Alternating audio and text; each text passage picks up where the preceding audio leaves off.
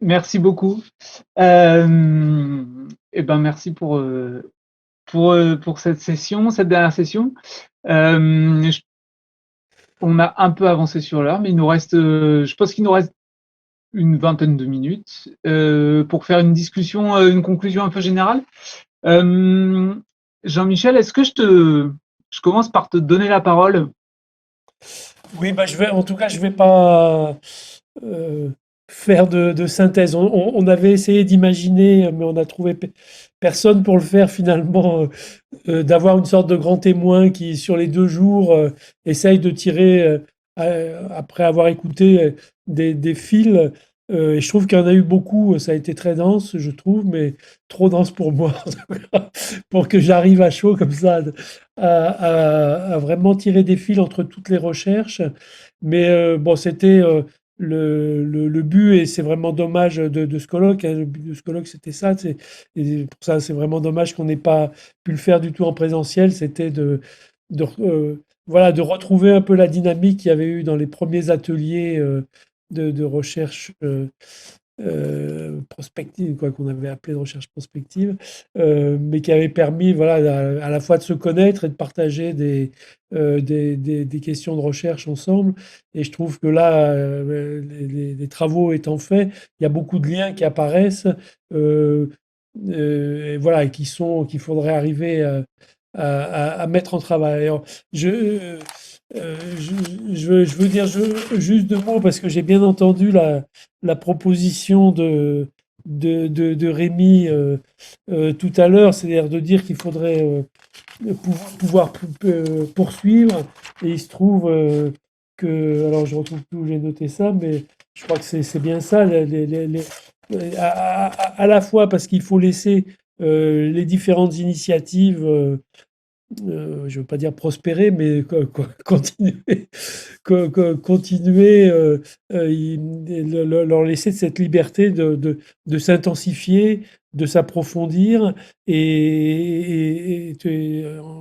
en pouvant les suivre. Et donc la nécessité de pouvoir continuer le travail.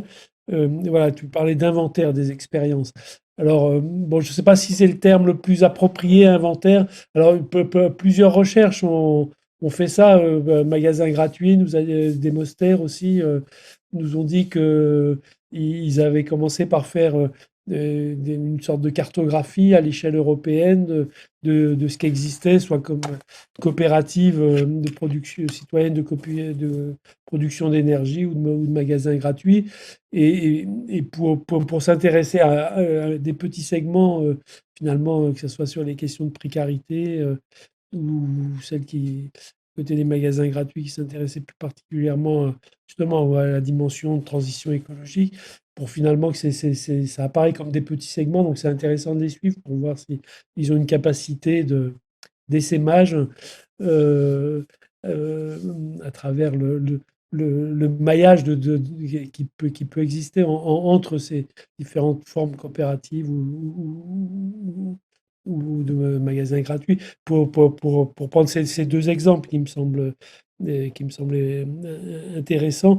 Donc, c'est je c'est cette idée d'inventaire, elle revient très souvent dans le domaine de la participation pour faire des inventaires, et même à l'échelle mondiale, hein, il y a des Arcon Fung et d'autres chercheurs à Harvard ont créé un site qui s'appelle Participédia, là, qui essaye de regrouper avec des fiches, qui essaye de présenter à l'échelle mondiale tout un tas d'initiatives participatives.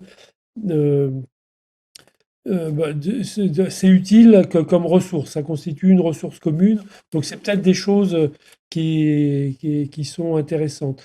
Geneviève Pruvot qui a discuté hier, là, qui ne pouvait pas suivre complètement aujourd'hui, mais vient de m'envoyer un mail pour justement nous inciter à continuer aussi, parce elle a trouvé ça très intéressant, cette diversité et était très en résonance avec le travail là, qu'elle est en train de finir d'écrire sur les questions de subsistance, nous a-t-elle dit. Euh, donc je pense qu'il y aura beaucoup d'incitations à continuer. Euh, très clairement, le programme Sit-in, il est né, je l'ai un tout petit peu rappelé dans l'introduction, né d'une conjoncture un peu particulière où la commissaire générale au développement durable était arrivée, qui avait qui était convaincue de la nécessité pour le ministère de la Transition de continuer à avoir ses propres lignes de recherche et donc ses propres financements de recherche, alors que en gros, depuis la LOLF, euh, la recherche est assignée à un objectif et donc finalement tous les financements de recherche se retrouvent à l'ANR et donc les ministères dits techniques qui avaient pendant 30 ans eu leur propre ligne de recherche n'ont plus de n'ont plus de peuvent pratiquement plus financer de recherche. Donc le programme Cityn était venu à un moment où euh, voilà, il a été possible de trouver un peu de financement pour de la recherche en sciences sociales, en plus pas de la recherche pour des innovations techniques, ce qui est très souvent le privilégié dans le domaine de la transition, vous le savez. Et donc, très clairement, c'était one shot et que c'était pas reproductible. Donc, il y aura pas de nouveau financement de plus. Là. Sylvain Rotillon a attrapé la Covid et donc a pas pu suivre du tout donc qui est au service de la recherche du ministère. Euh, euh, voilà, que coordonnait, disons, ces différents travaux, mais c'était clair que depuis 3 ans maintenant, il n'y a plus du tout de service de la recherche. En fait, on ne coordonne plus de recherche du tout. Euh, et donc, c'était très clair qu'il n'y aurait pas de suite en tant que telle du programme. Alors, il faut trouver sans doute des formes. Euh, le programme a été confié au groupement d'intérêt scientifique démocratie et participation. Euh, le GIS, c'est un contrat entre des partenaires. Donc, il est appelé à se renouveler. Là, on est dans un contrat qui se termine en 2022. Donc, le conseil scientifique a commencé à faire une première réunion et doit faire un séminaire de 2 jours là, en juin. On l'a reculé à cause aussi de la situation sanitaire. J'espère qu'on pourra le faire en présence et fait en juin, pour commencer à réfléchir sur la suite, qui serait pas forcément un groupement d'intérêt scientifique, qui serait pas forcément quoi, en tout cas, où les questions d'expérimentation, avec le travail nécessaire autour de cette notion d'expérimentation dont on a bien vu, voilà, comment il était mis en travail un peu dans un certain nombre des projets là, du programme City. Voilà, on va réfléchir à la suite et je pense que de ce côté-là, au moins comme forme de coordination possible de, de, voilà, de différents travaux de recherche qui, comme ça a été le cas dans la plupart des projets de Cityn, qui ont grappillé un peu des financements dans divers endroits pour pouvoir exister. C'est le cas de CITEP, c'est le cas des copistes, c'est le cas de beaucoup en fait qui continuent dans la durée avec d'autres financements, des financements régionaux, des bouts de financement de telle ou telle administration, des choses assez diverses. Donc, reste le problème de lieu d'accumulation et de confrontation. Je pense et que pour ça, bon, le format groupement d'intérêt scientifique est un format très souple qui a un peu cette vocation-là. Donc, je sais que moi, en tout cas, je me ferai le porte-parole dans le conseil scientifique du GIS de la nécessité de poursuivre un peu non seulement les réflexions là-dessus, mais aussi les formes de coordination et de mutualisation et d'accumulation des connaissances. Je pense que la question de l'accumulation aussi, c'est important. Beaucoup des équipes la plupart des équipes sont engagées depuis longtemps à la fois sur des terrains et sur des problématiques. On voit qu'il y a aussi beaucoup à échanger en termes de problématisation et de théorisation. Euh, il y a, voilà, il y a beaucoup de croisements. On voit que la question d'une approche pragmatique est venue dans beaucoup de quoi à structurer des programmes. Le travail du GRAC, le travail d'Excipient se réfère explicitement au pragmatisme euh, dans les sciences sociales, tel qu'il s'est largement développé ces dernières années autour d'un certain nombre de labos. Euh, euh, mais voilà, il n'y en a que deux.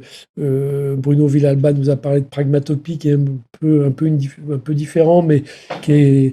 euh, voilà, je pense qu'il y a aussi des élaborations théoriques qui ont démarré, là, pour lesquelles les terrains du programme CITIN ont été l'occasion de progresser pour les équipes. Et donc là, là aussi, il y a pas mal à partager de choses à partir des différents résultats.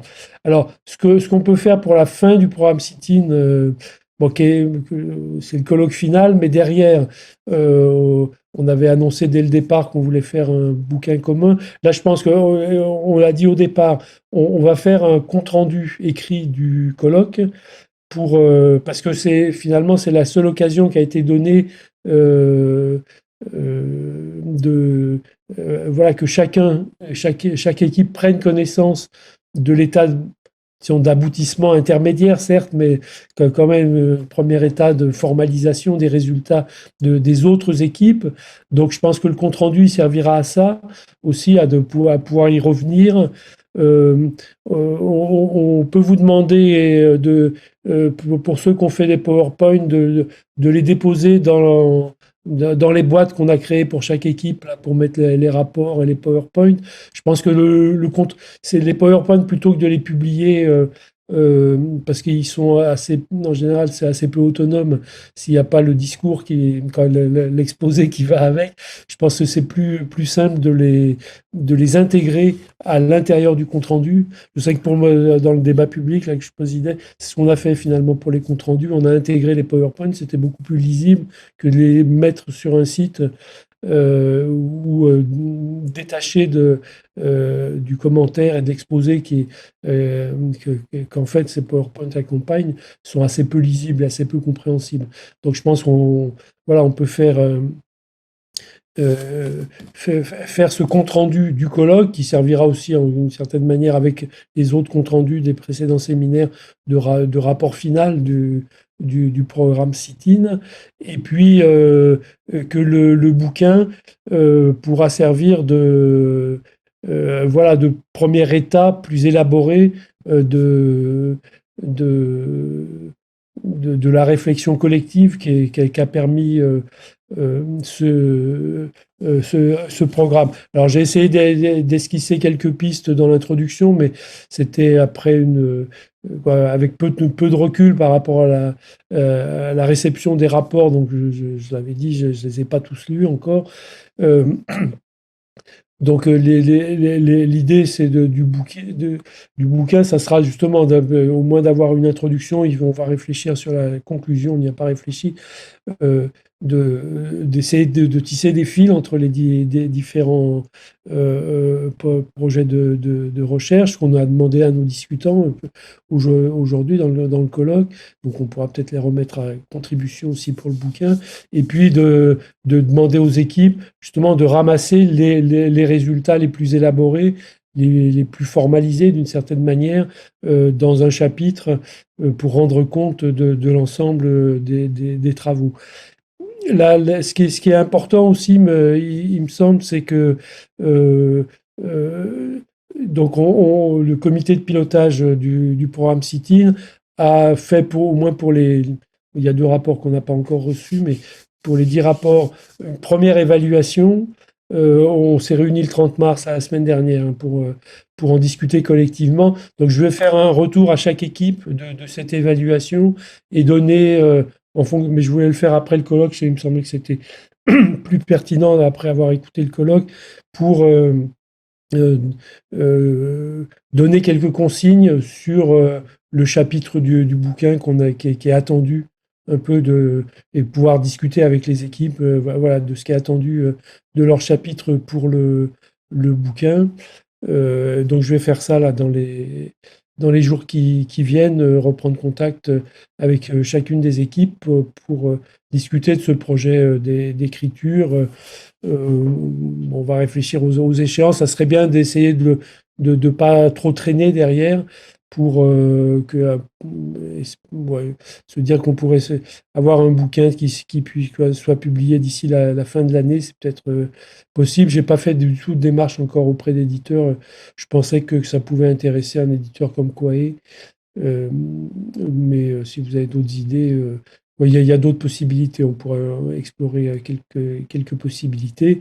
Voilà un peu. Bah, je voulais dire ça, donc c'est pas du tout une conclusion, mais c'est pour dire qu'on va vous demander encore un peu de travail autour pour le bouquin et de faciliter en faisant le compte rendu de, du colloque écrit, et puis le colloque va être mis en ligne assez vite. Hein.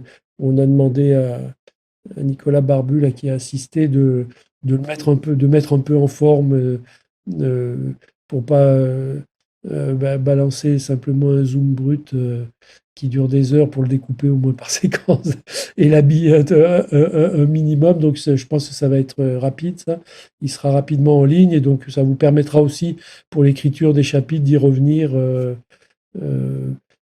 Parce qu'il nous faudra, je pense, là, pour faire le compte-rendu écrit, il faudra, ça ne sera pas prêt avant début mai, quoi, je pense. Donc,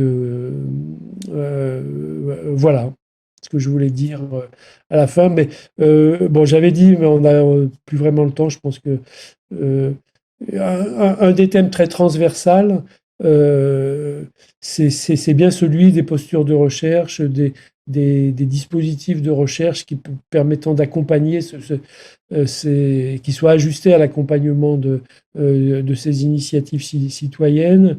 C'est bien un des thèmes qui était ressorti des ateliers de recherche prospective, peut-être un peu trop au moment des ateliers de recherche prospective, sous la dénomination unique de recherche participative, qui finalement ne rend pas compte de la diversité de ce qui s'est fait dans le programme CITIN. Je pense que c'est une des choses, et peut-être il faut réfléchir à la conclusion du bouquin autour de cette idée, peut-être pour tisser un peu plus précisément voilà, ce qui a été expérimenté dans les différents projets de recherche de ce point de vue-là, avec toutes les difficultés qui ont été largement soulignées au cours des exposés. Voilà, et dernier mot pour remercier encore l'ensemble des intervenants, l'ensemble de nos discutants et l'ensemble voilà, des participants à ce colloque. Je pense que ça a été très riche et merci à tout le monde. Merci Benoît. Oui, bah, voilà, j'avais préparé une pancarte pour l'occasion. Oui, encore une fois, merci beaucoup à chacune et chacun.